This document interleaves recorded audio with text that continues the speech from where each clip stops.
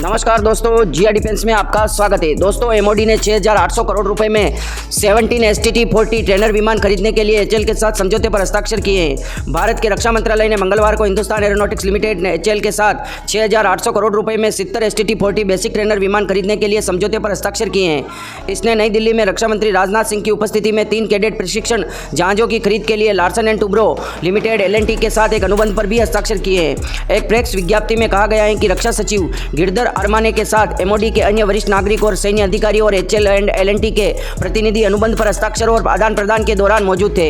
केंद्रीय मंत्रिमंडल ने 01 मार्च 2023 को एचएएल से 6,800 करोड़ रुपए से अधिक की लागत से 17 STT-40 ट्रेनर विमान की खरीद को मंजूरी दी थी, जो रक्षा में आत्मनिर्भरता हासिल करने के सरकार के प्रयासों को एक बड़ा बढ़ावा देता है।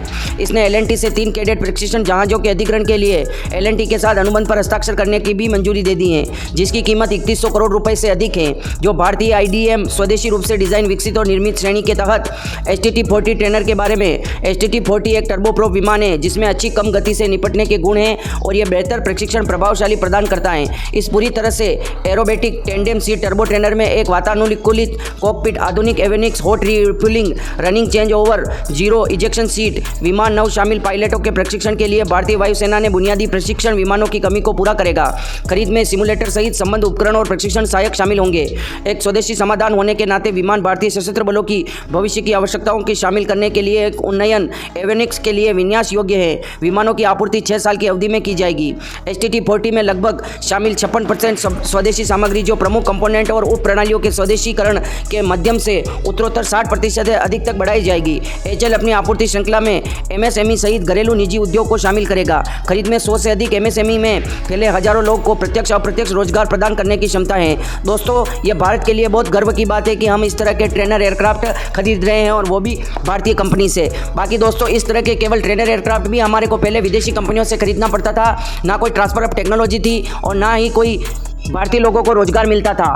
केवल डील कर दी जाती थी और सामान आया जाता था, केवल क्रय विक्रय किया जाता है। पर दोस्तों, ये बात तो माननी पड़ेगी कि सरकार के आने के बाद जो मेक इन इंडिया के तहत ये योजना चलाई है, ये बहुत सक्सेसफुल है। इसके द्वारा हम ट्रेनर विमान, तेजस MK-1 विमान जैसे एमका, टेडबीएफ और सभी तरह के विमान भारत में बनने लगेंगे। आने वाले 10 वर्षों के बाद दोस्तों सभी तरह के विमान भारत में ही बनेंगे और भारतीय कंपनियों को ही ऑर्डर दिया जाएगा।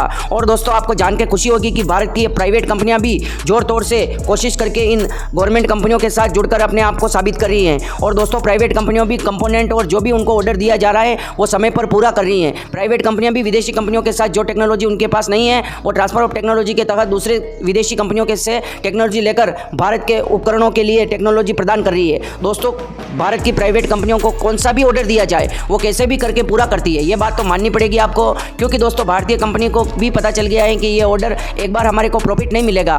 एक बार दोस्तों उनको टेक्नोलॉजी लेने के लिए पैसा खर्च करना पड़ सकता है, पर दोस्तों दूसरी बार वो टेक्नोलॉजी उन्हीं के पास आएगी और दूसरी बार जब ऑर्डर दिया जाएगा तो केवल उनको प्रॉफिट और प्रॉफिट होगा और भारत को भी बहुत अधिक फायदा होगा और भारतीय लोगों को रोजगार मिलेगा। ये भारत के लिए बड़ी गर्व की बात है।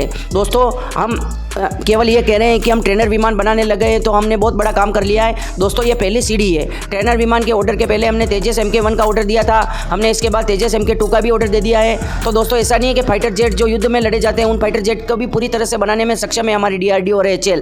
तो दोस्तों, इन ट्रेनर विमानों को भी पूरी तरह से इंजन हो या एवियोनिक्स, रेडार या किसी भी चीज़ की जरूरत हो, वो ट्रांसफर ऑफ टेक्नोलॉजी द्वारा भारत में लाई जा चुकी है। अब भारतीय कंपनियों के पास लगभग सारी टेक्नोलॉजी है, केवल उनको किसी टेक्नोलॉजी की जरूरत नहीं है, केवल हमारे को इंजन की टेक्नोलॉजी की आवश्यकता है। वो भी हमने अमेरिकन कंपनी GV एविएशन के साथ समझौता कर लिया है। और तेजस MK-1 का इंजन तो है ही है हमारे पास। कावेरी इंजन से भी हमने 48 किलोन्यूटन थ्रस्ट प्राप्त कर लिए हैं। और दोस्तों, STT-40 इंजन तो हमारे पास है ही है।